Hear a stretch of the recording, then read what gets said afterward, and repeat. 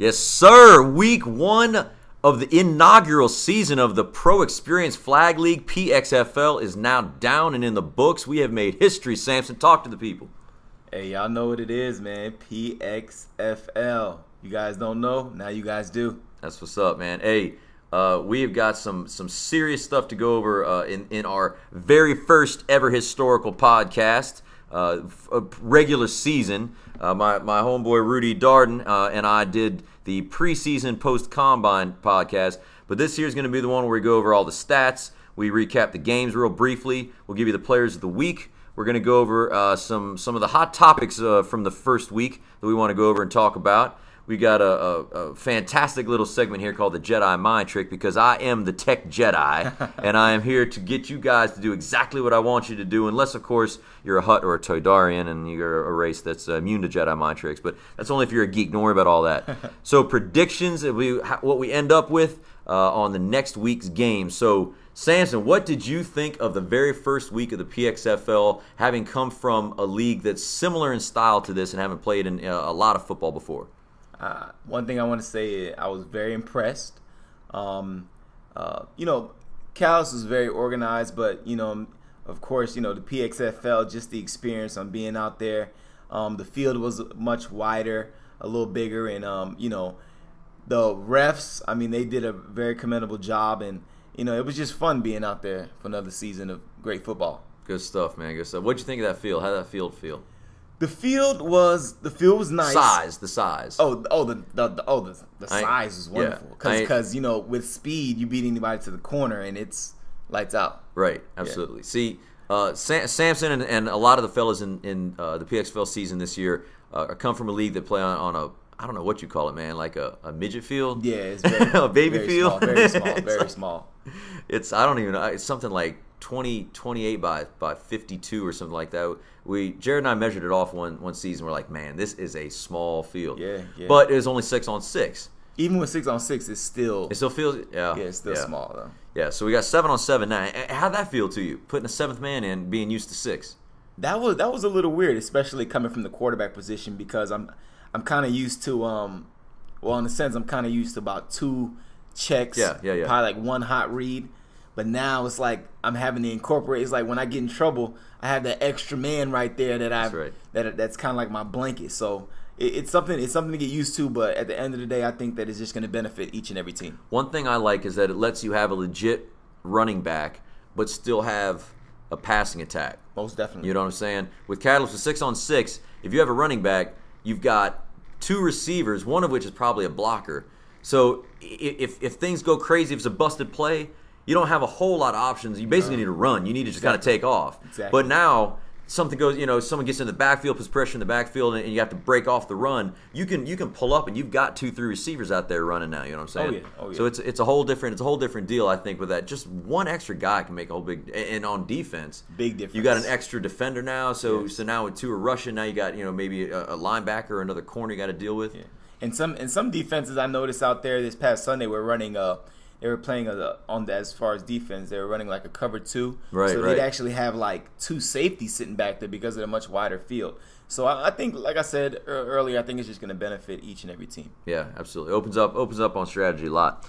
All right, so we're going to jump into the games now. Give you all the stats as we promised. Those of you who are new to this style of league, you're probably going to be pretty impressed with the depth of statistics we're about to give you. If you come from the CFFL, the Catalyst League, this will be pretty standard for you. But a lot of you guys, man, we're going to be going into the targets and defensive stats and all kinds of stuff, man. Pass deflections.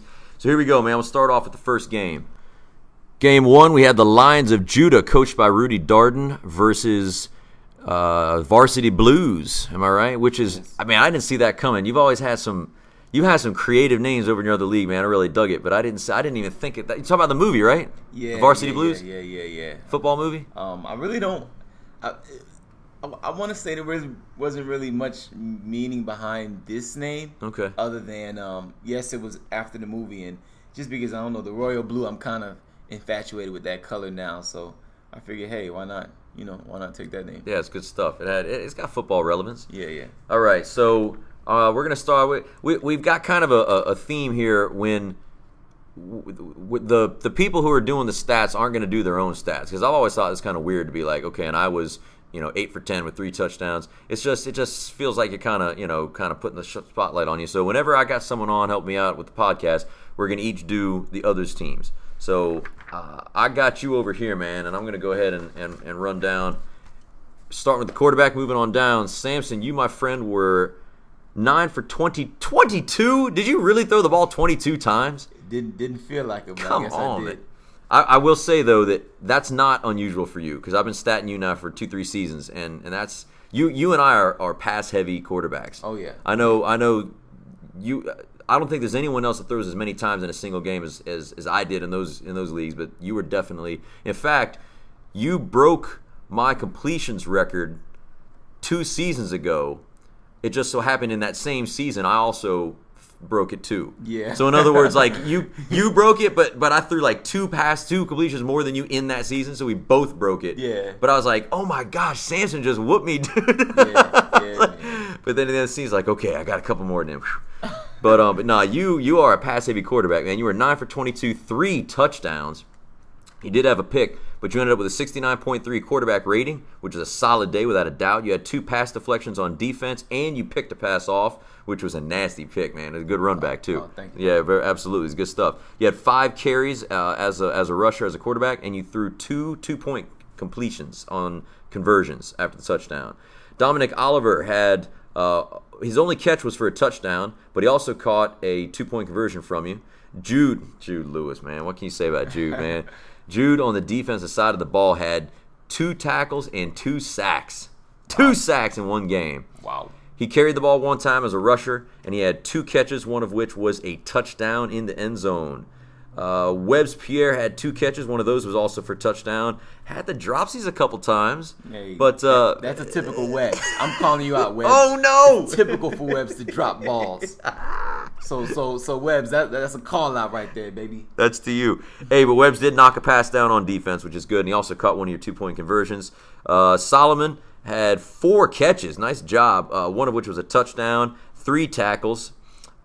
James Laughlin had a sack, technically, because he was the defensive. This is the rule. He was the defensive player that was pressuring the quarterback when the quarterback fell and hit the ground, was knocked down. That counts as a sack for the defender because it was his pressure that caused the fall down. He didn't knock him down, so there's no flag on anybody on white on lines of Judah crying about where was the flag and he shoved it. That didn't happen, but your boy fell down while being pressured. So Jim gets the sack there, and Jordan had 2 tackles. Did you see Jordan's first tackle when Marcus Kelly caught the pass and eluded 3 of your tacklers? Oh, yeah. And he was about ready to take off. He was in the clear. And Jordan comes from behind and bomb! Right from behind. He snagged him. That was good, but he had 2 tackles on the day. He was actually a second leading tackler behind only Solomon. Wow. Just point that out, man. Jordan has a little defensive game. So you got the score, the overall score of the game was 28-6. And what did Lions of Judah do? Well, Lions of Judah. Yeah, Lions of Judah. That's right. Coached and captained by Rudy Darden, the guy with the big beard that reminds you of James Harden for OKC. OKC, right. But at the quarterback position, he was 2 for 8, threw 1 pick, and also he played a little receiver. He actually caught 1 ball, and then on defense, he basically had 3 tackles, 1 deflection, and he also had 2 carries at the quarterback position. So he did all right getting acclimated to the system of the PXFL. So sure, the blocking and all that stuff. We're bearing with them. They actually had Roy Johnson also that co-quarterbacked with him. He actually took them on a mean drive yes, he that did. Allowed for their only touchdown in the game. He was 7 for 7, had 1 touchdown, no interceptions, with a QB rating of 118.8. Isn't that the perfect rating for our league? Yes, sir. That is the perfect rating for this league. Reason being, the perfect rating in the NFL is a 158, but that's because they have yardage involved. So, if you throw for 500 yards or 480 yards, whatever, that factors in. So that gives them extra points. In this league, of course, we don't have hash marks, so we can't do the yards. But we do have attempts, completions, touchdowns, and interceptions. So the highest that we can get in our league is 118.8.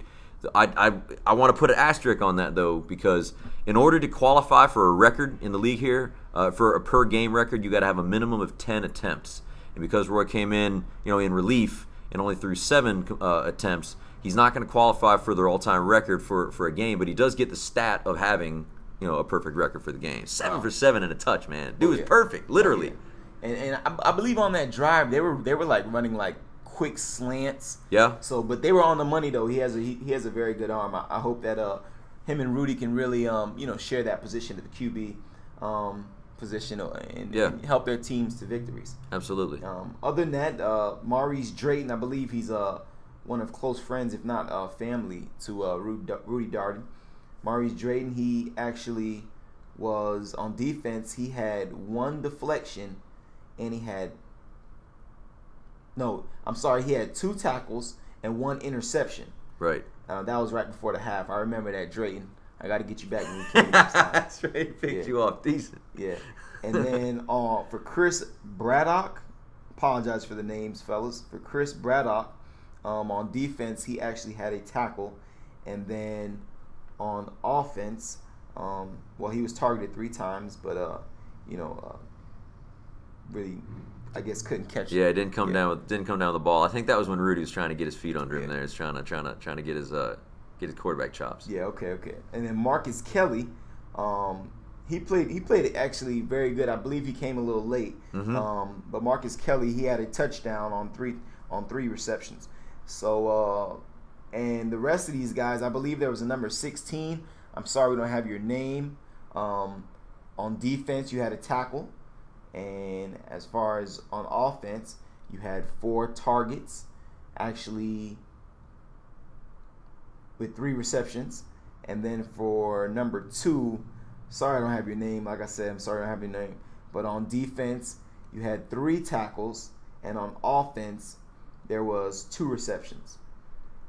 You got it. And that's pretty much lines of. He had a deflection there too. Number 2 looks like on defense. He had a pass block. Okay, I think. Pass block. Okay. Yeah. Hey, so what happened with the numbers? Because there was so much prepping to do and so much to do to get started on the very first game of the first season ever for Swap. I wasn't able to get everybody to sign up before the game onto the stat sheets and get the names and numbers. Starting next week, we're going to sign up kind of like basketball style, where you come to the scores table. Sign either your coach can do it or individually each you can do it, but you sign up your name and your number onto the stat sheet and sign and register yourself for that game or sign yourself in. That way, every week when we do the podcast, we'll be able to attribute each statistic to the person who earned them. All right, good job. On that game all the way around. I would say Varsity Blues, of course, you guys pretty much had your stuff together from the beginning. A lot of you guys know each other. You got some good chemistry. You got some kin on your team yourself. Am I right? Where you and Salo got a kind of a telepathic connection. Well, he is my main receiver, but I'm trying to share the ball this season. So Solomon, bear with me. You won't have as many targets this season, but So he can't get used to that first game there, then. Oh yeah. So no more of that shake and bake he laid out on somebody on. I see you caught smiling that? real big. You caught that? It was okay. I noticed it. I mean, I don't know if we got it on camera or not, but I noticed it. I saw he did some little hippy dippy thing. Okay. That's pretty good stuff. Well, I don't know. There may be more on that later. We might that might pop up somewhere on the website somewhere. But moving on to the next game.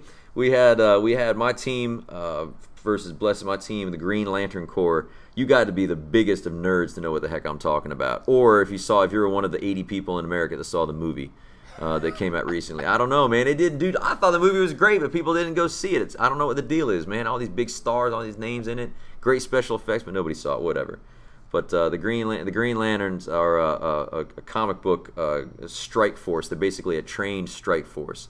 So that was what I was trying to get, like the sense, that feel of a team, like of a squad where there's a threat, like a galactic threat, and you can't reach Superman, whatever. He's dealing with Lex Luthor. So who do you call? You call the Green Lantern Corps, man. These dudes. I'm telling you, in the comics, they are a strike force.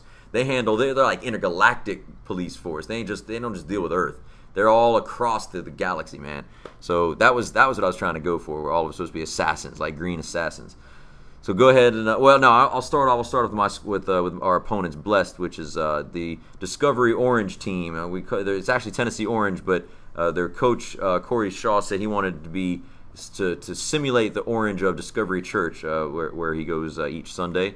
So we're going to start off with the quarterback. Andy Lyons was 7 for 12. He had a touchdown and a pick for a 56.3 quarterback rating. Number 21, again, we didn't get his name. We're going to try to. I contacted the coaches, and I didn't hear back from everyone in time for the podcast being recorded. But the gentleman wearing number 21 had 3 catches, one of which was a touchdown. I think that's George Jr. I'm pretty sure. I got George Sr.'s number 2, but I believe that's George Jr. 3 catches and a touchdown catch. Zach Tanner had a deflection on defense, nothing on offense, which I'm sure he's thrilled about. Richard Thomas had 4 catches. He was the primary target. He also had 2 pass deflections on defense and a tackle. He carried the ball 1 time as a rusher and was 0 for 1 on his only pass attempt on the day.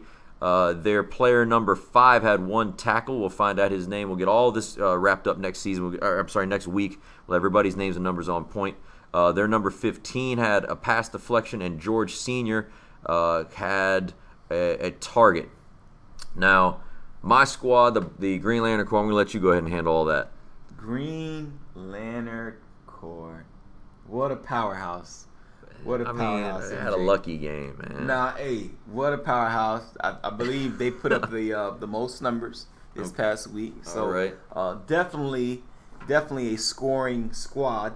We're going to start off with the quarterback, Michael Smith. Very elite quarterback, might I say. He was 8 for 12, 4 touchdowns with a QB rating of 109.7. Also threw 3 2-point conversions. On defense, he actually had a tackle and an interception. And then on offense, well, basically, he carried the ball twice. But Micah just had a very stellar game at the QB position. MJ, he played offense, had 1 reception. Wow, MJ. I know, right? A reception. No one thinks MJ, like, for some reason, I don't know what it is, but no one thinks MJ can catch.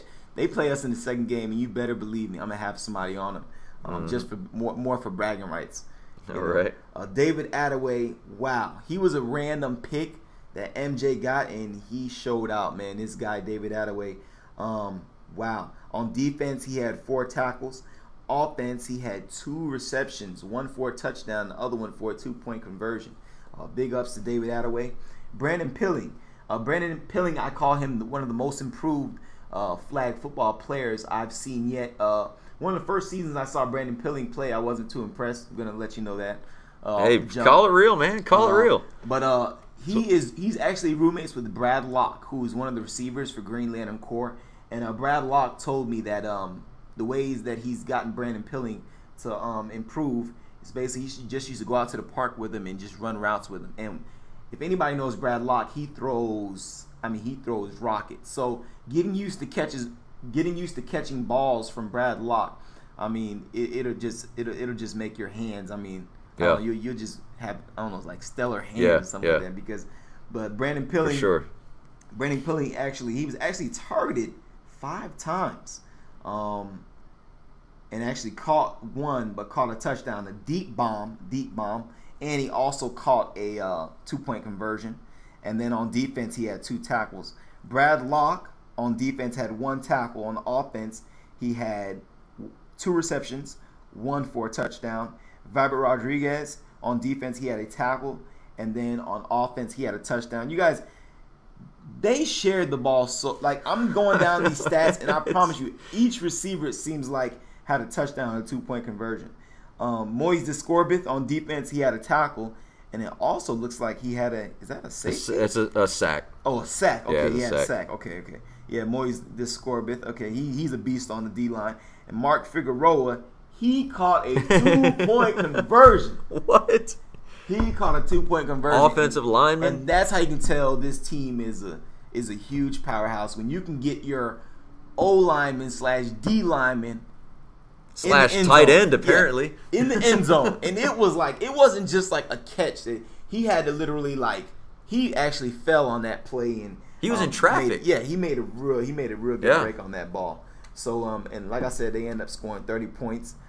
So, big ups to Green Lantern Corps. What do you got to say about your first week's performance? Man, let me tell you, in the off season, in the preseason, I should say, there's no off season. This is the first season we ever had. In the preseason for the PXFL here, if you'll remember, everybody was able to link up with somebody because the rookie rule states that if you've never played in the PXFL ever before, you can link yourself up with any one other player, where when one of you gets drafted, the other is that team's next round pick. Well, being the first season, everybody's a rookie, right? Every single player can link up with somebody, including the coaches themselves. You were linked to Solomon, if I'm not mistaken, and Jake Snavely was linked to his brother John Snavely, even though he was a captain. So everybody was able. This was like kind of the one season where it was like a free for all. Over in Catalyst, you guys. I mean, could you imagine if you guys could link to whoever you wanted over there? It would be. Man, it'd be on. There's all kinds of big names. You'd be, I want to be him, be him. Well, this was that one dream season where you could link up these major mega names all at the same time. Well, Brad Locke was trying to decide who he was going to link himself. I'm leading all this up because there was a lot of drama in the preseason. That's why I'm leading up. Brad Locke had two, I don't know what you want to call them, candidates, I guess, to link up with: Micah Smith and Zach Tanner. Now, either way, you cannot go wrong with that. Yeah. Both of those dudes it's a win-win. It's a win-win. Both of those guys have an award named after them in your old league, in the Catalyst League. Zach Tanner for the Wide Receiver of the Year award, Micah Smith for the Quarterback of the Year award. So whoever he links up with, he's going to have a nasty athlete who has records, to spare. He can they can loan records out to people and still have 8 or 10 of their own. And he's kind of like Deion Sanders was with nicknames. Like, you need a nickname? Here, I'll give you 2 or 3 nicknames. I still got 28. Ain't no thing. That's how they are with records. Well, the whole drama was, who is he going to pick? And because we didn't have the podcast up yet, I couldn't build up. Like, I couldn't let people know. Like, I knew about it, and a handful of people knew. But for weeks, he was trying to decide, am I going with Zach? Am I going with Mike? Who am I going to link up with? So I gave him the nickname The Choice. The Choice. That's the nickname of Brad Locke. He is the choice, capital C. Because it was kind of like a Brett Favre thing. He's going to play or is he not? He's going to play or is he not? Well, who's he going with? Zach going with? If you don't know Brad Locke can play wide receiver or quarterback at a high level. Oh, yeah. Right?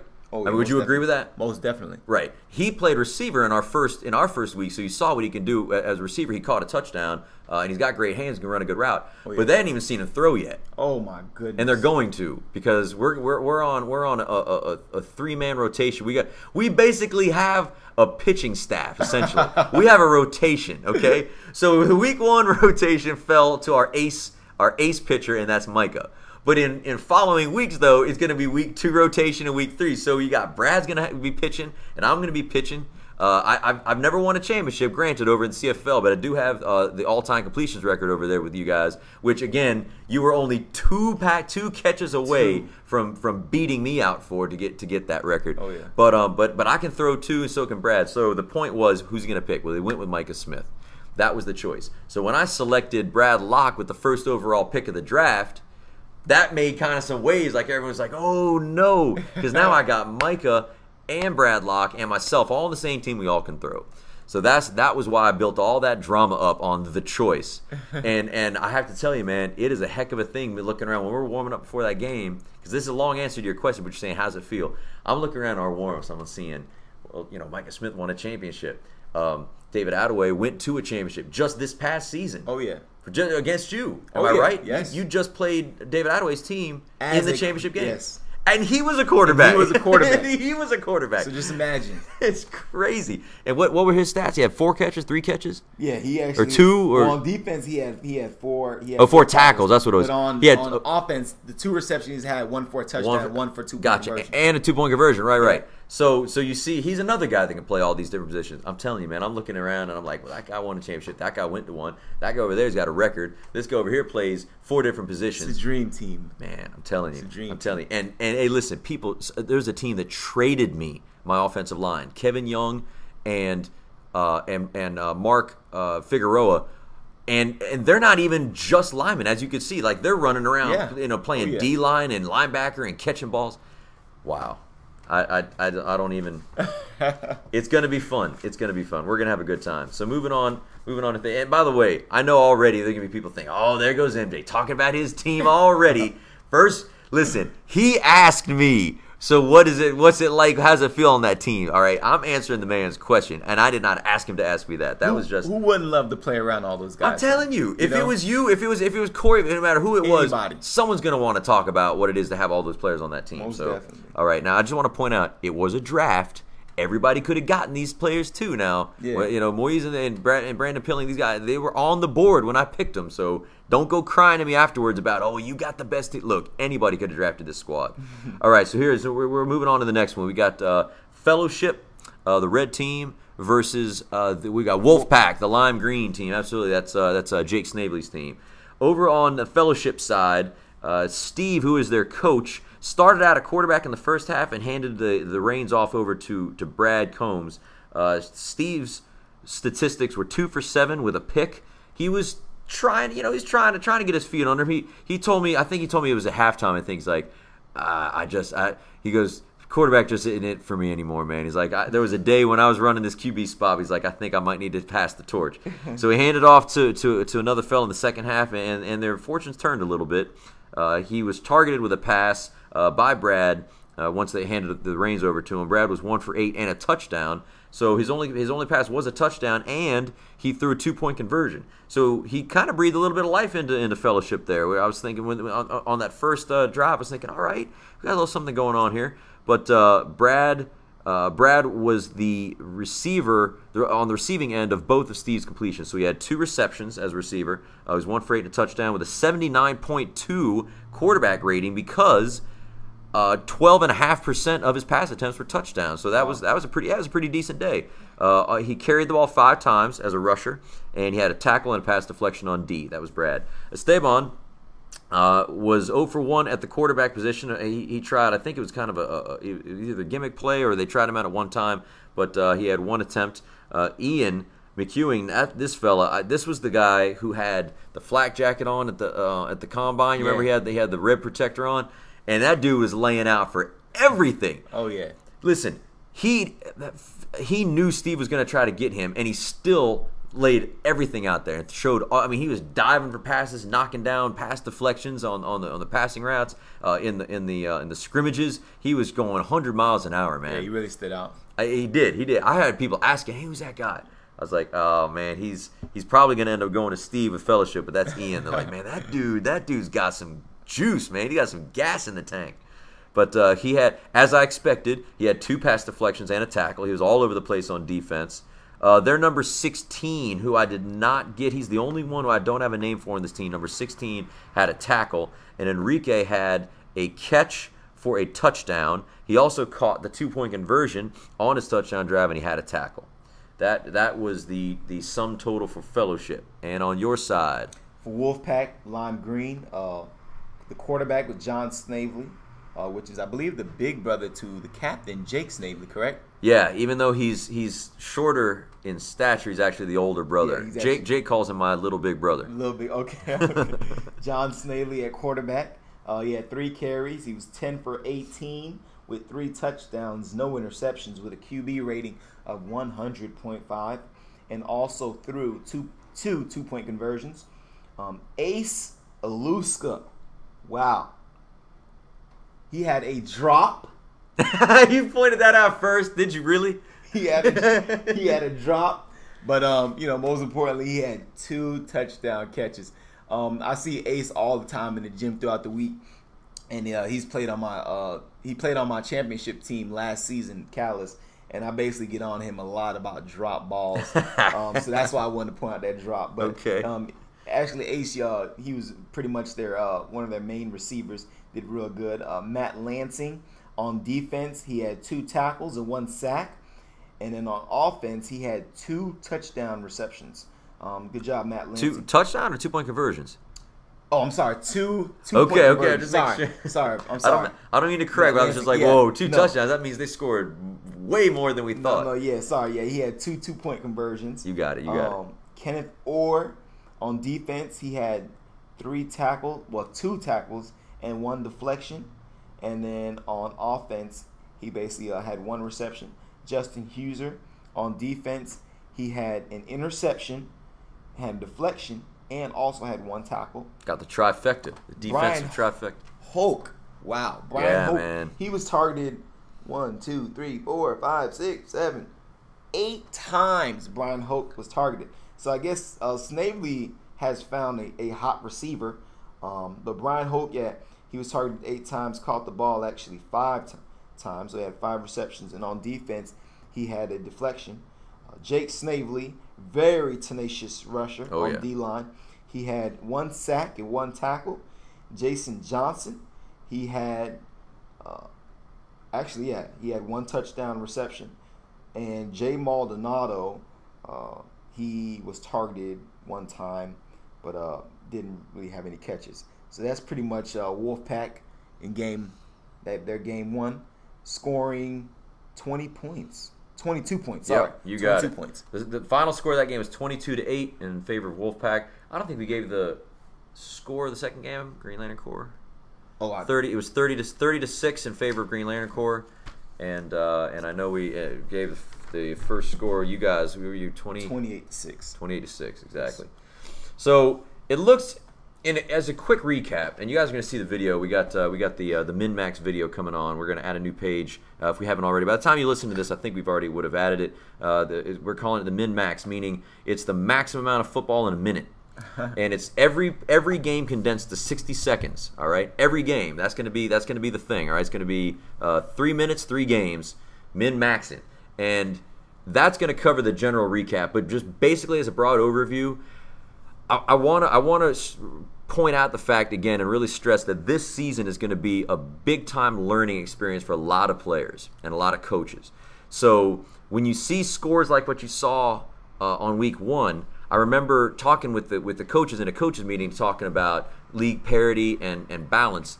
And that's what we were trying to do with the draft. The idea behind the draft was that no one team is going to bring in all their hot shots and all the guys, former semi-pro players and college players and all these standouts and whooping up on everybody.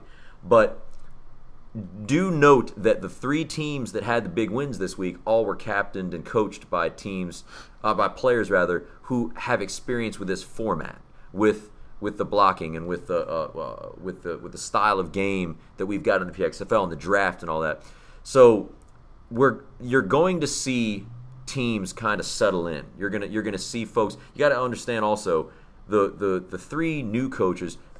They're trying to figure out who's going to be their quarterback, who's going to be their primary lineman, who's going to be on their defense. So these first couple games are going to be a whole lot of testing out and kind of feeling out who can do what. Oh yeah. Whereas you, myself, and Jake Snavely, we know some of these, not all of them, but some of these players from prior seasons. So we kind of already know, all right, well, this guy's a thrower, this guy's a catcher, this guy's a rusher.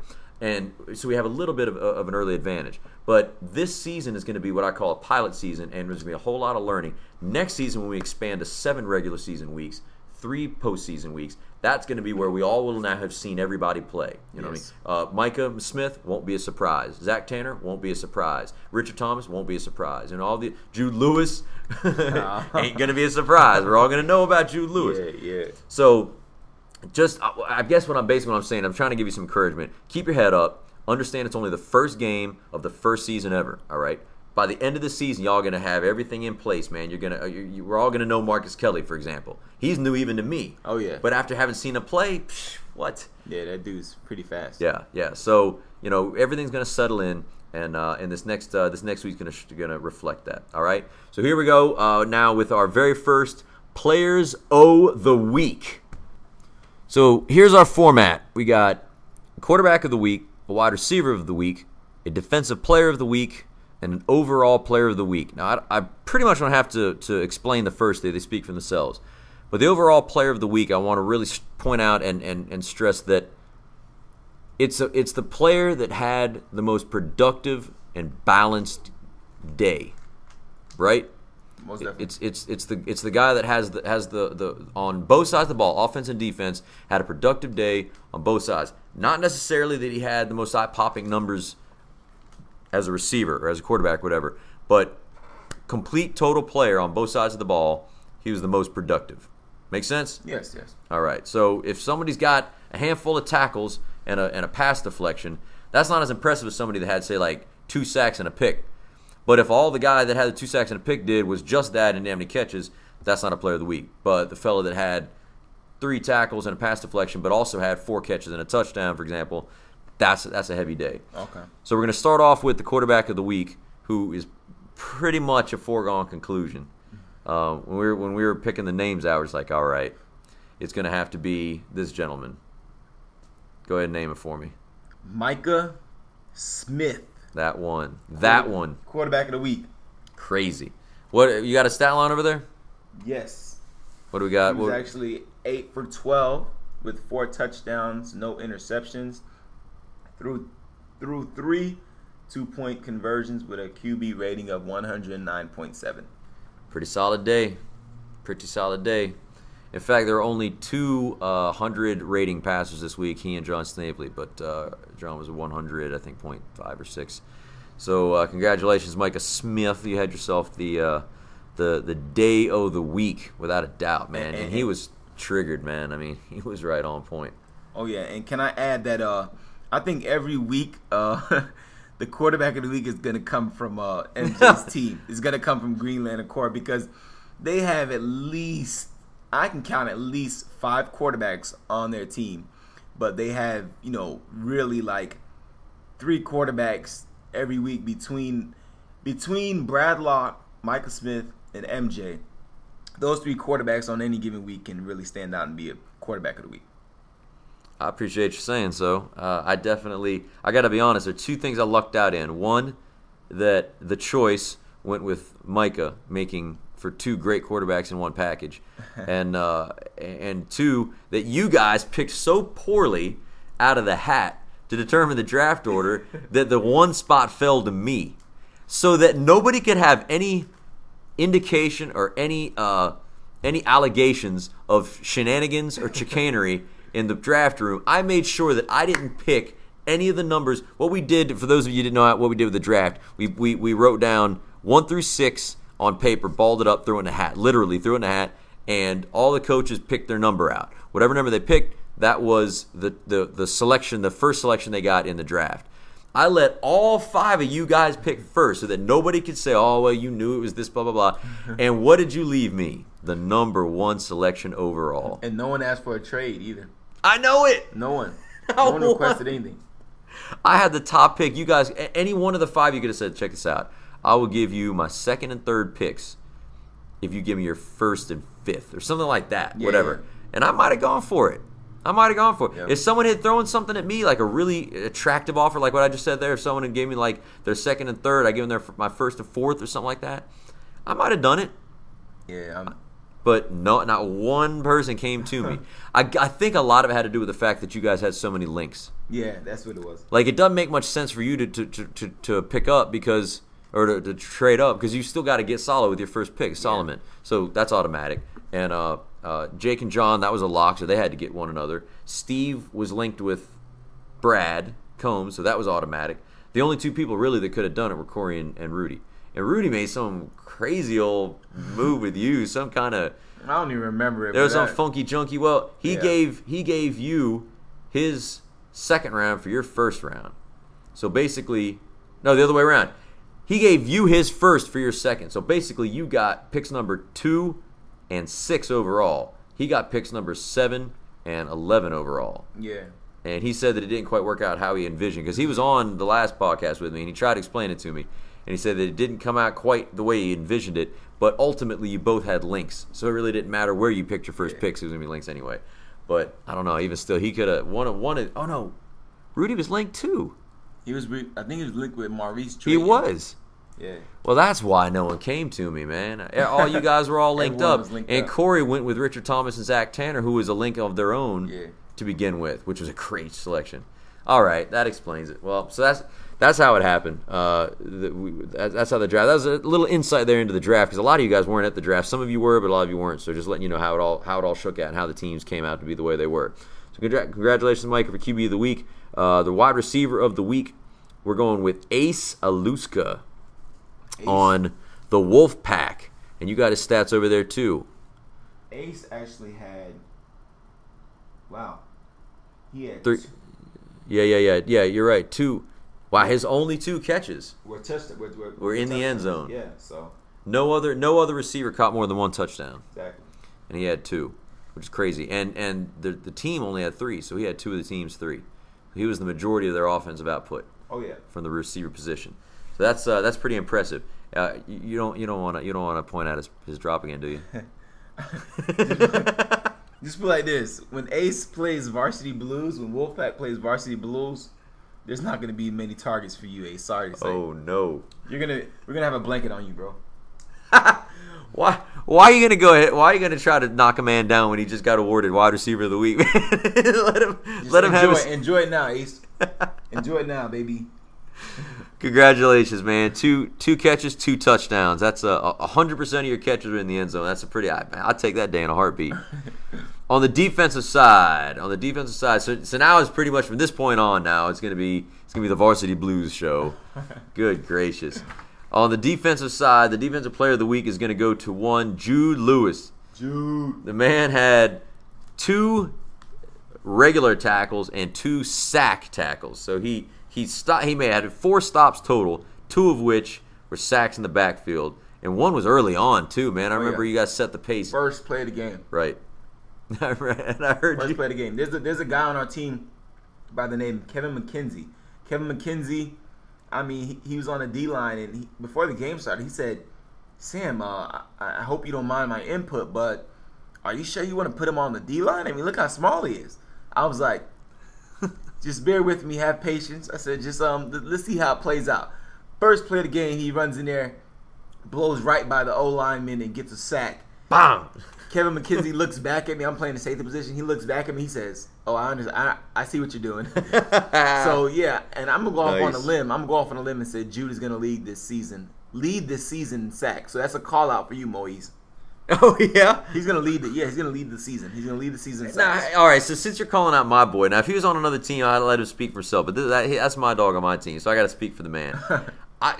In his defense, he played a good 50% of his defensive time at the corner position for me. Oh, yeah. Keep in mind that he was locking down receivers. Okay. So he wasn't really rushing all that much. I mean, he rushed a handful of times, but he was playing a lot of cornerback at his request. Like, I didn't stick him out there. Like, trust me, I know what I got now. The first time he's played for me in Catalyst League 3 seasons ago, I didn't really know what I had. And I feel kind of bad. So this whole season is going to be sort of like an I'm sorry note to Moise. He's going to get to play a whole lot more of what he wants. I didn't play him at receiver, and I know he's capable now. And I didn't play him at rusher, and I know he's capable now.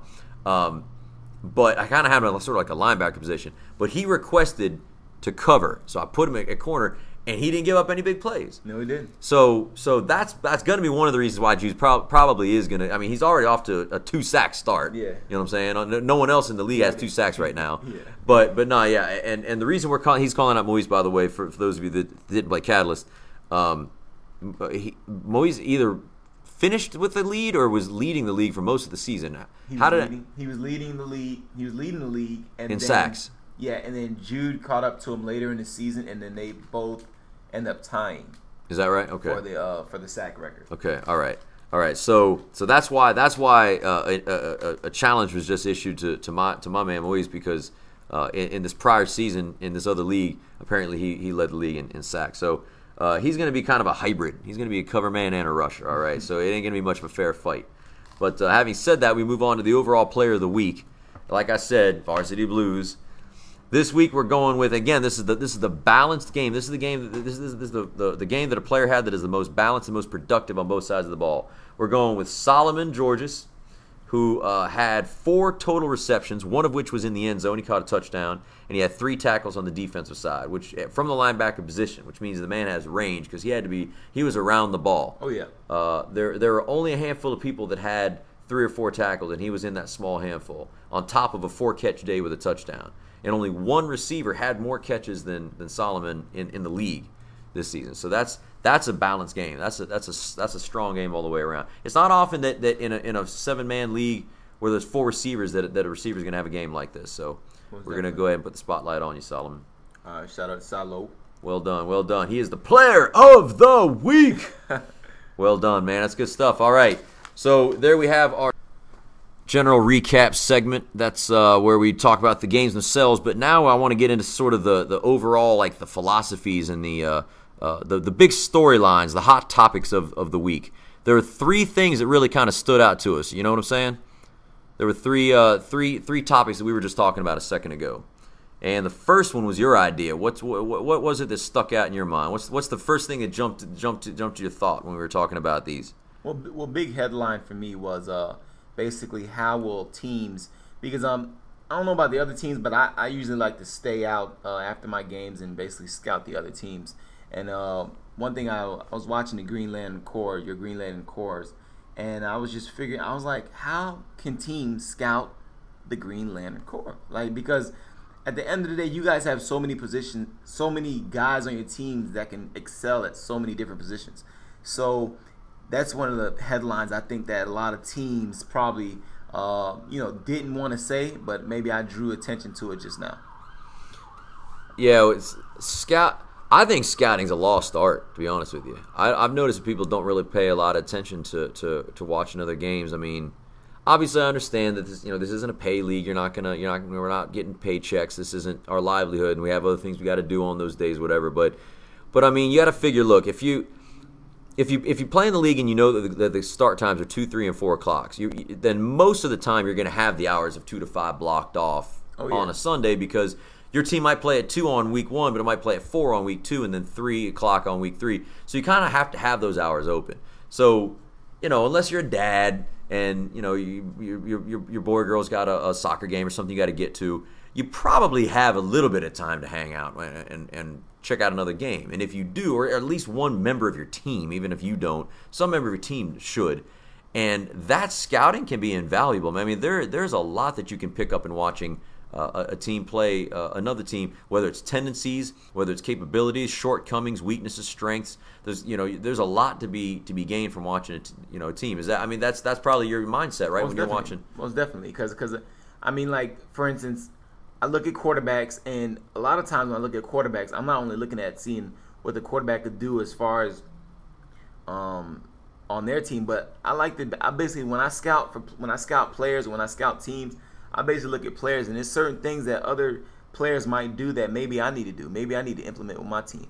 So scouting is not only good as far as for me to get ready for a game plan for when I play your team, but scouting is good for me as far as because I like to look at everyone's style of play and look at if I can implement it in my game plan, or if I can basically allow myself, I'm basically humbling myself to be able to watch other players and say that, oh, I like how this player, what form this player uses when they throw the ball. Maybe I should try to throw the ball like that. So just little things like that, Right, absolutely. I like watching tendencies. I'm big on patterns, and when I'm scouting a team, I'm taking a look at the things that I see that what their comfort zones are. You can kind of tell the identity of a team by halftime, whether it's a running team or passing team, or like ours, for example. It looked as if we're kind of a long ball squad, like we're kind of the Saints, you know what I mean? Like we just want to throw the ball down the field all game long, which is what we did that game. Yeah. But now next week, what if? Well, I was going to say what if Brad Locke's throwing, but it'd be more the same because he's going to be gunning down the field too. That's what I'm saying. But it's a different kind though, because he's got a little bit more of like a he's got more of like a sharp strike throw as opposed to that kind of methodical style that Micah's got. You know what I mean? Brad's a power passer, so he's going to have a different feel and different style. And he might be throwing next week, or I might be throwing next week, and I'm more of like a surgical slice and dice, like you 22, 24 attempts in a game. Whereas Micah had, 12? Yeah. I think he was 8 for 12. That's not that many. Man, I'll have 12 throws in a half, literally. Yeah. You know what I'm saying? Seriously. Like, there were numerous games in Catalyst where I had 25, 26 attempts. Yeah. That's just my style, you know what I mean? It's not so much, it's kind of like a West Coast, you know what I mean? It ain't a dink and dunk, but it's definitely a lot more of a surgical, run this route, hit this route, timing route type thing. Oh, yeah. Micah's just like, go! He's like, you'll see in the highlights, he's pointing guys to just keep going farther and then just launch it. That ain't so much me. You know what I'm saying? So if you watched the last week looking for next week, you're probably not going to see much of anything that's going to actually happen. Exactly. So which is a good thing because we're playing you next week. Oh yeah. and the fact that you guys are playing me will allow me to determine the next question next hidden question that I have that I'm gonna let you know is basically the team that you guys have put together. Yeah. The fact that there's a very stellar group of you guys. I want to know, playing us, there's both. It seems like we both know each other. We have a lot of history between players on both teams. And what I want to see is, how will your team handle the adversity? Because this is going to be a good challenge for you guys. It's going to be a test for both teams on both offense and defense. Just the whole game itself is going to be like, it's basically going to be two teams that are basically familiar with each other as far as their style of play. And I just want to see how you guys are going to handle the adversity. Yeah, I see our next 2 weeks as challenges for sure. Your team and Wolfpack. That's not to say that I'm overlooking other teams, but because I know more about your team and more about Wolfpack, I can already anticipate a certain level of resistance. Whereas with other newer teams, I'm not as familiar, so it's difficult for me to just look at a roster and say, all right, well, this is their fast guy, and this is their this is their passer, or this is their power guy, or here this guy's going to be the rush threat that we need to try to eliminate on the offensive line. I don't have that level of familiarity yet. So Lions of Judah and Fellowship, don't think for 1 second I'm overlooking you, because I'm not. Trust me, you both of you. I saw just enough in the first week to know that there's potential there. But again, there's still question marks in my mind, so I just don't know what I'm looking at. Meanwhile, Wolfpack and your team, Varsity Blues, I know full well who the threats are. You know what I'm saying? And I know that we're going to be challenged the next couple weeks. This week in particular, I think that in terms of just general power rankings off of only one game, I would say that you guys have the more threatening squad. Maybe overall, maybe not individually in every area on the field, but overall as a total package, I would say that you guys have probably got bring a little bit more stank than Wolfpack does, at least for our squad. Yeah. So we'll have to see. It's a shame. Just so everybody knows, the schedule was put together randomly. In other words, it wasn't just me. It was a couple people, a couple of swap directors, and we put it together randomly. So I would have liked to have played you guys late in the season. I don't want to have to play in week 2, to be honest with you. I'd like for us to really gel and really totally lock down our identity, make sure that we all know who's who and where's where and what we're going to be playing, instead of just, well, we all can play whatever. You know what I mean? So this week you're throwing, this week you're catching. I'd rather us really lock down before we get to, but not week 2. We're already going to have to deal with y'all. So this is going to be kind of a I don't know, sort of a playoff preview, I would imagine, coming into this week. But no, as far as it's on the topic itself of scouting Green Lantern Corps, it's going to be tough, man. It's going to be tough. I will tell you one thing. Micah will not be throwing all game long this next game. Okay.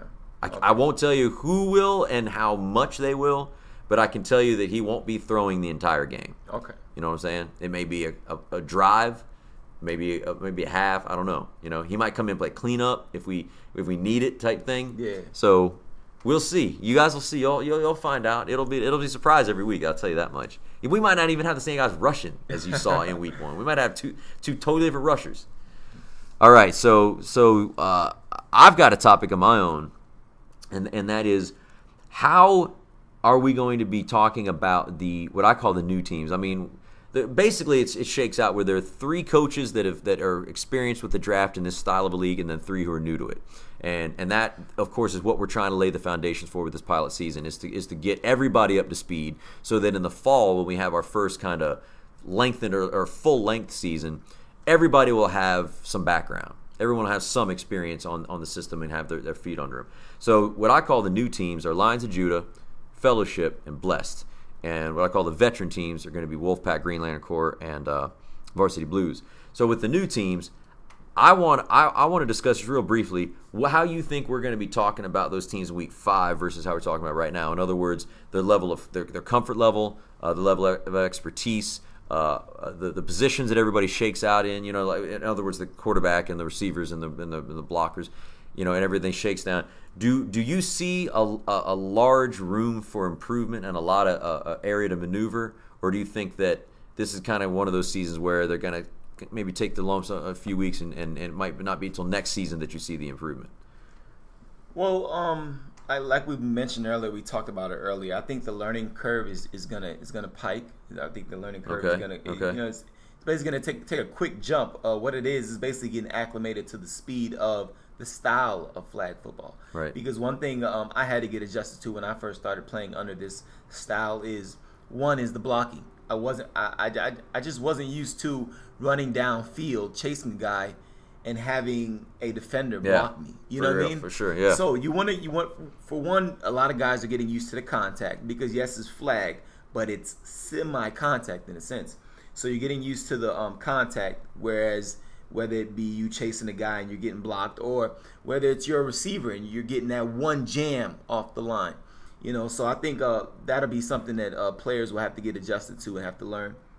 Also, another thing is I just think it's more of just from like basically getting acclimated with your players. A lot of teams a lot of players have gotten drafted on teams where they're not too familiar with the players around them. Right. One thing I've implemented with my team is I want us to get to know each other's names right off the bat. So whereas you're not just calling this guy, you're saying, hey, you're not addressing the next player as hey you. Right. So let's get familiarized with the names. When you have that, you build more camaraderie as far as the players around you, and what that does is basically gel you as a team, so everyone can basically know their personnel. So I think it's just about everyone getting acclimated to the players around them, getting adjusted to the style of play in this specific pro experience flag league, and 3, just having the confidence in the players you have around you. Yeah, I agree, and I think that's a real good that's a good technique you got with that name thing, man. That's a good thing. Yeah. I like that. Because if you think about it, I mean, at its core, the league itself, it's an outreach. I mean, we're a ministry of discovery, but we're an independent sports group, but we're affiliated with the church. So it's a good thing to have that kind of relationship. It's a good thing to have that kind of connection. That is one of the main the fairness of team, the fairness of player allocation and talent dispersal among the teams is one of the reasons for the draft. But another of the reasons for the draft is that you don't come with your same squad every season and then just basically be an island unto yourself where nobody else exists outside your own little world. You know what I'm saying? And that happens in leagues where you bring your own team. You show up and you immediately, as a competitor and as a man and as an athlete, you immediately have an us against the world feeling. Right. We're the band of brothers, we're the platoon, we're the whatever you want to call it, the strike force, we're the army, and everyone else is the enemy.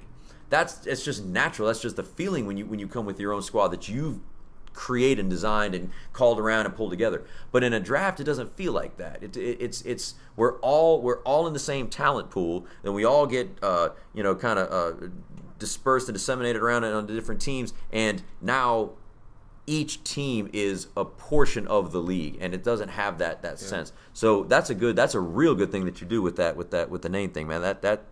That creates a solidarity, because now next season you're gonna have a whole new squad of guys. You know what I'm saying? Oh, yeah. Or at least mostly. You might have some of the same guys back, but you're mostly gonna have a different group. So you're not gonna have that. You're gonna have to kind of start from scratch.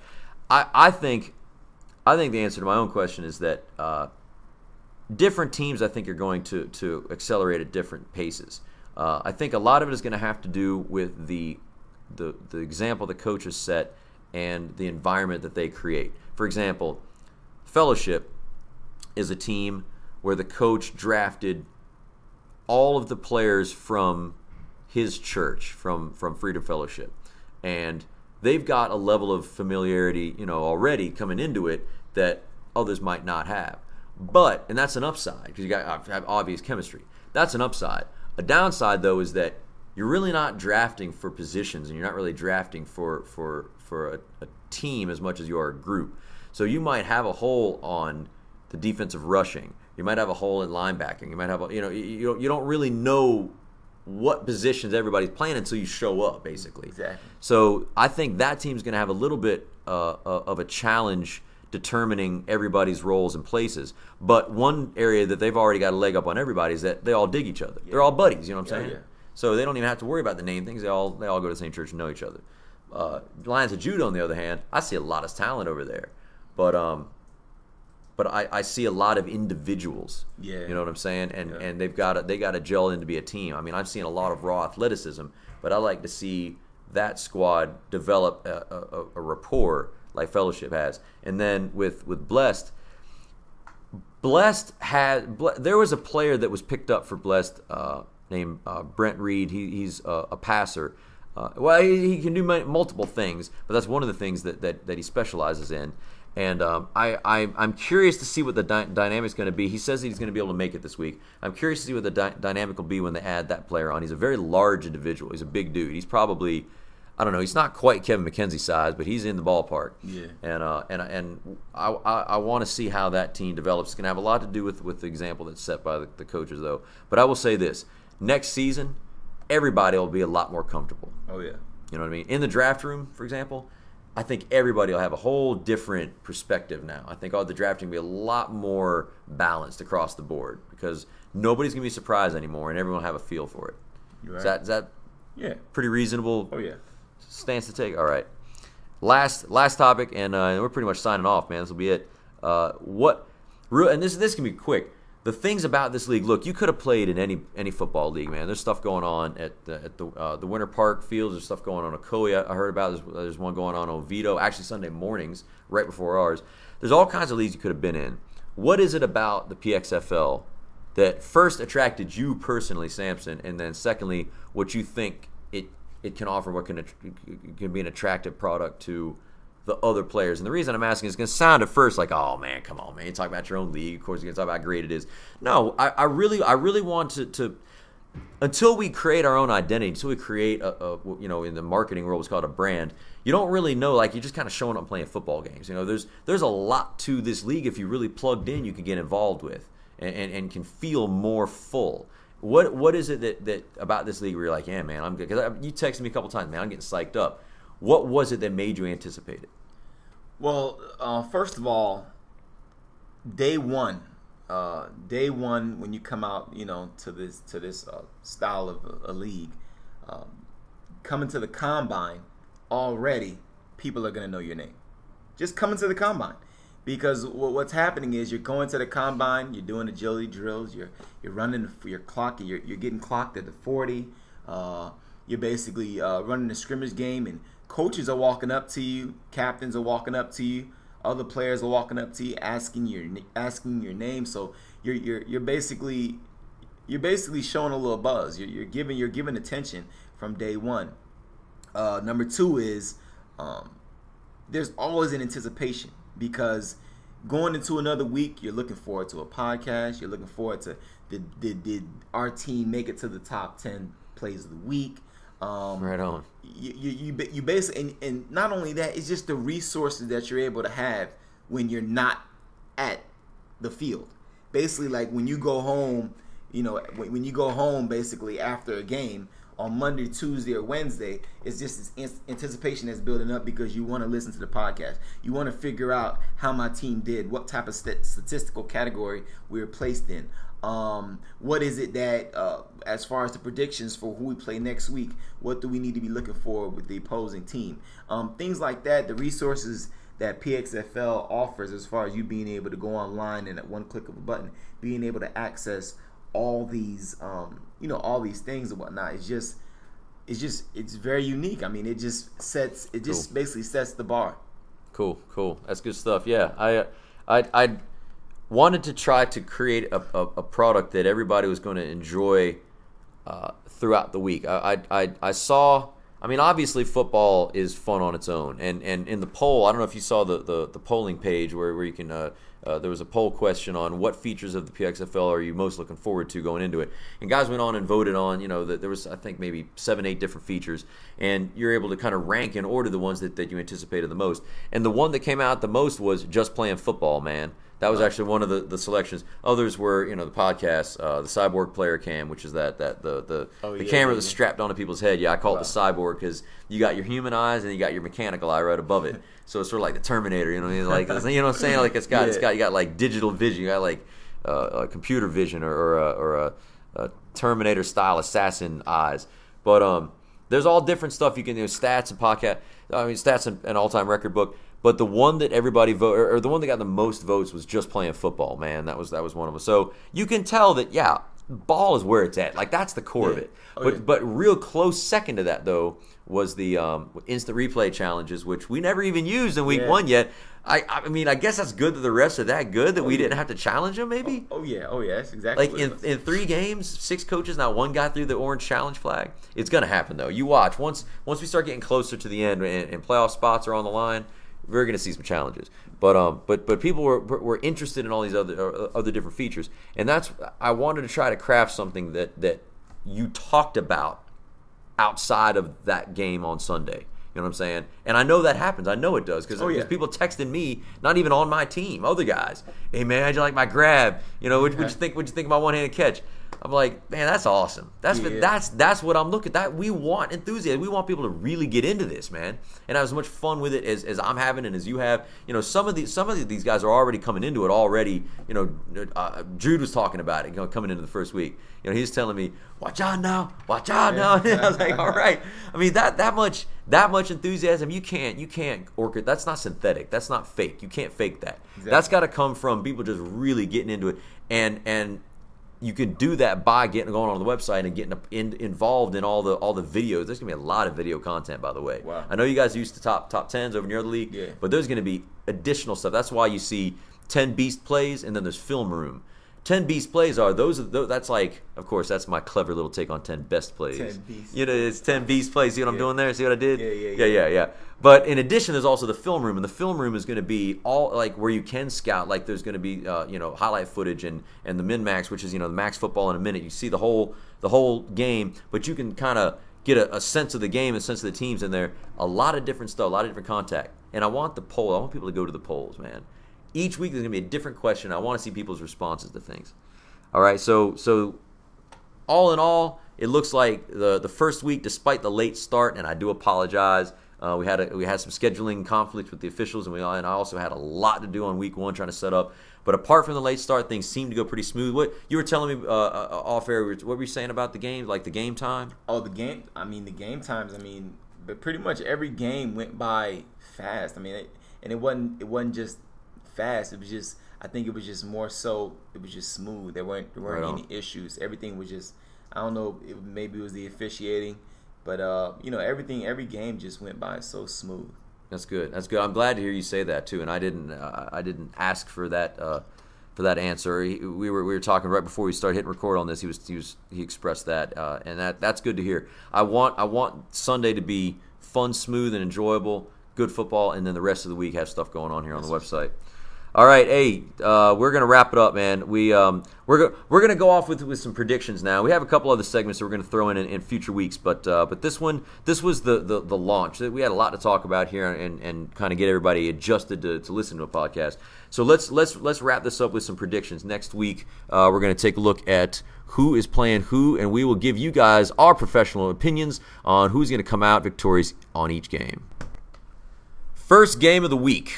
We got us versus you. We got the Green Lantern Corps versus Varsity Blues. I've never really been big on making predictions about one's own game, to be honest with you. When I used to do this with Mike and Catalyst, we would let the other guy make the prediction on games that involved our own team. I mean, are you ever going to not pick Varsity Blues? Like, I'm never going to go against my team. Yeah, I mean, especially not on recorded podcast for everybody to hear, right? I mean, maybe behind closed doors, like, all right, listen, guys, we got our work cut out for us this week. We need to do A, B, and C. We're gonna have a hard time this. But that's you guys. You know what I'm saying? You're never gonna. So I mean, this is a wash. No, I pick me, you pick you. Exactly. That's it. It's all right. Move on. So move on. There you go. Good call. Move on. Next one, we got Blessed versus the Wolfpack. Indeed, interesting matchup. It really is, because I think it's all going to come down to whether or not they got a full roster. If Brent shows up and is able to play, and he's able to do what I think, because this fella played on my basketball team, Swap, by the way, in the basketball season. We got to the Final Four. Of 16 teams, we got to the Final Four. This guy was a starter on my team, very athletic. But that's a different sport. So, I don't know how that's going to translate. I know that I can attest to his character and his fight, and he's a warrior and very athletic, but I just don't know how he's going to fit onto this team, coming into week 2. So, if he comes out as an all-stud, I think Bless is going to win the game. I'm going to be honest with you, man, because all a Blessed really needs, man, is to unlock the beast within on their passing attack. They have got some crazy nasty receivers on that team, man. Oh yeah. I mean, no one. The funny thing about it is, and this I think this is hilarious. I can't wait to talk to his brother about this, Justin. Nobody knows who the heck Zach Tanner is still after week 1. No one has any idea what he caught 0 catches in the game. And some of us know, the dude can play the game, and he's a crazy good receiver who's known for acrobatic catches. Maybe not so much for his route running, but definitely no. That's just a dig. I'm just messing with you, Zach. Serious talk though. No, the kid can play, and no one knows. So I'm telling you, Blessed can win this game. They're capable of winning this game if they can unlock that passing game. Wow. But that's a big if. I'm gonna pick Wolfpack to win the game. That's my prediction, because there's just too many questions, too many X factors for Blessed. But I will say that it'll be closer than some people think. I will say that. I predict a 7-point game. Wow. What about you? I hate to say. Call it straight. Put your. Well, it doesn't listen. One thing about the podcast, and I should have probably let it all off with this. It doesn't ever do any good journalistically for a person to do any type of reporting and not be honest. So I don't ever want, I really mean this from the bottom of my heart. I don't ever want anybody to ever feel bad or down or whatever, belittled or offended by anything that's ever said. If I say that someone had a bad game, I'm not saying that he's a bad human being. Okay? I'm not indicting you as a man. If someone has a bad game, that's just a fact. They just had a bad game. I've had bad games, and I've had to call myself out on podcasts in the other league before because I threw 3 picks in a game. And I had to say, man, I stunk the joint up, and I pulled myself, I put someone else in there. I had to call it that. I didn't get offended. That's the way it is. So if it looks like there's a bad matchup and a team is going to just really run over another team, call it like it is, man. I mean, that doesn't do any good to sugarcoat it.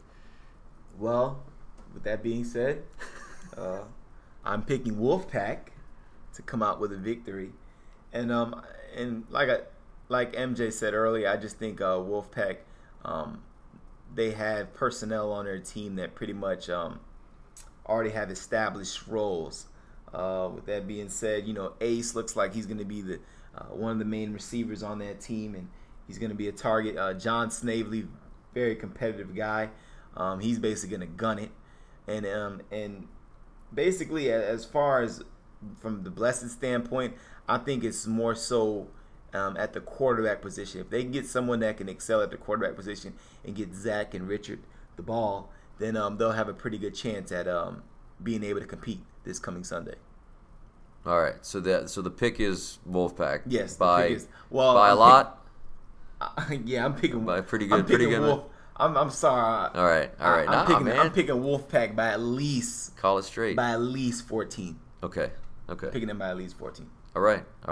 I'm with you, man. All right, good stuff. So that leaves one game only. That leaves Fellowship versus the Lions of Judah. I pick Lions of Judah by 8. I think that they have. I think that they started to find themselves in the second half against you guys. I believe. I think the first half they dug themselves too much of a hole to get out of against you in that game.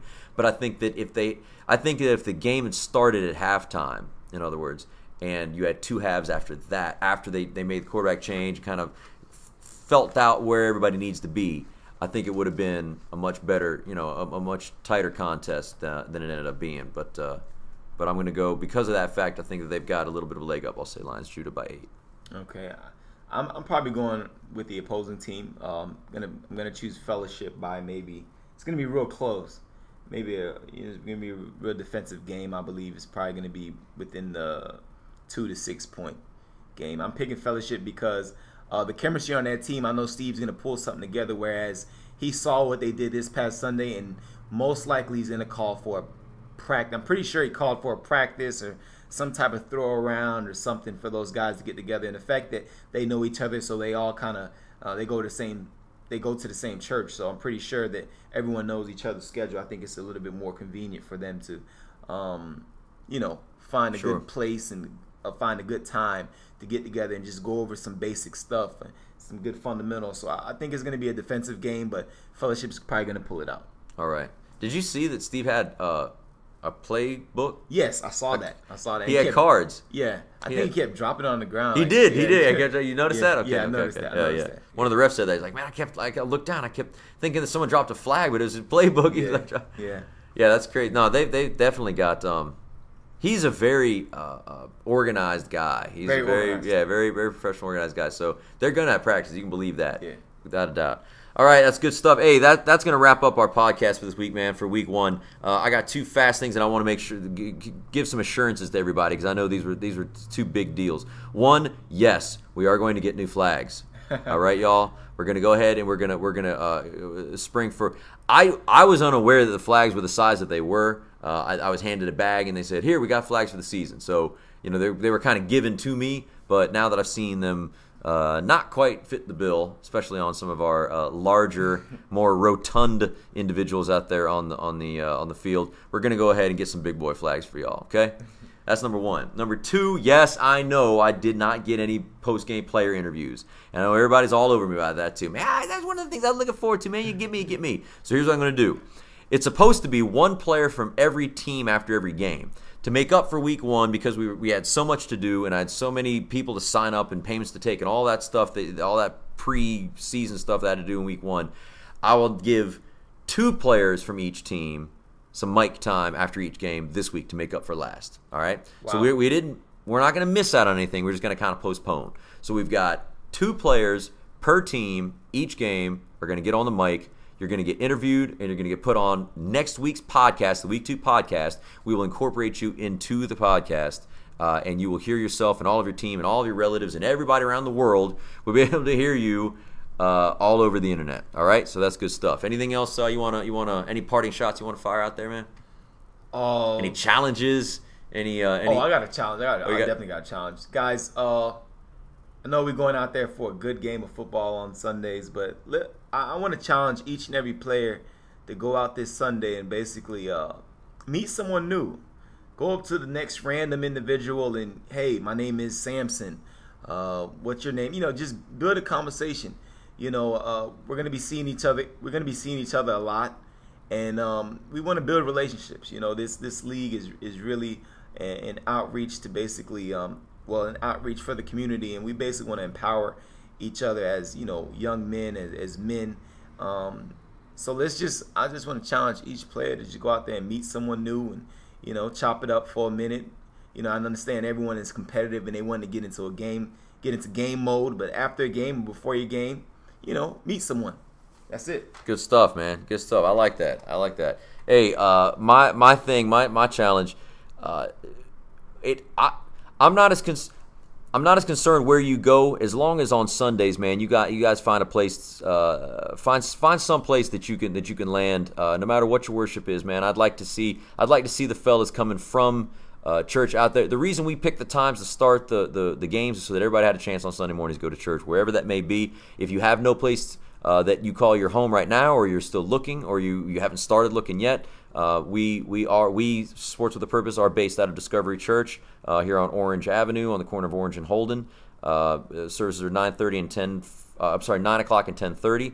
And I'm there, so and we got a lot of our players, Lions of Judah and Blessed coaches both come here. So you'll see faces you recognize and players you play with. Otherwise, man, I would say one thing that's really important that I want to throw out there. I can't believe I forgot this. On Father's Day, I haven't even told you this yet. On Father's Day, we will have a guest speaker here at Discovery Church by the name of Kirk Cousins, the draft pick of the Washington Redskins. Wow. Yes, indeed. It's true. He will be here on Father's Day. We've got to decide whether or not we're going to have I would like to have some kind of football, man. I'd like to get out there and run some either pickup games with him or something, or because right now we're scheduled not having any games that day. But I'd hate to waste that opportunity, man. I mean, how many times do you see NFL guys roll through here? No. But at the very least, he will be on stage and he will be talking, giving the delivery on Father's Day, Sunday, Discovery Church. Kirk Cousins of the Washington Redskins, which I'm stoked for because I know that I'm a big Redskins fan. And now all the rest of y'all out there also now know that I'm a huge Redskins fan. So, RG, who? Kirk? No, I ain't worried. What? Come on, man. This is our homeboy. Kirk Cousins is a local. He's a local. All right, so, hey, that's it. Thank you all for listening. Check it back every week. Keep checking the website now. If we don't already have it up, you will be seeing the min-max up there. You will start seeing the 10 Beast plays are going to be up there, and we got all kinds of trickery going on, man. We got digital wizardry going on, brother. We got, effects and multiple views, and, yeah, you're going to enjoy it. I know you in particular, Varsity Blues. What? Oh, yeah. Man, Varsity Blues, listen, this is a shout-out. Last thing for y'all. Stop playing crazy every week, man. Just have some normal, regular plays so we can get other people up in the top 5. That's all I got to say. Hey, everybody who scores a touchdown this week, if you do a touchdown end zone celebration, Sam says he's personally gonna mention you on a future podcast. Oh yeah. So get out there, get your creativity going, man. Do something new, something unique, something that's your own. Get some touchdown celebration, man. Let's enjoy ourselves. All right, hey, y'all have a good week. We'll see you out there on Sunday for week 2 for the PXFL. This has been the Tech Jedi and Samson George is chucking the deuces. Solid. All right, man. Y'all take care. Peace.